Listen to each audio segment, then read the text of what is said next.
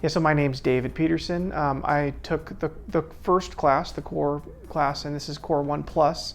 So I practice out of California. I sold my practice 6 months ago and I bought a new practice out in Tennessee, and I'll be practicing out there in about a month.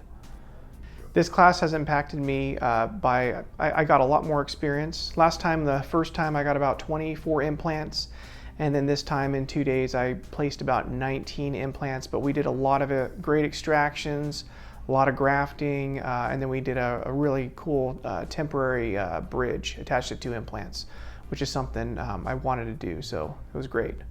The doctors are there to help you, but they give you, they just stand back and kind of let you do it. And they're not there, holding your hand the whole time. So they're just, here's your case, this is what you're gonna do, and if you run into problems, they kind of let you try to figure it out on your own. Obviously, if you have an issue, they'll help you along the way, but they just they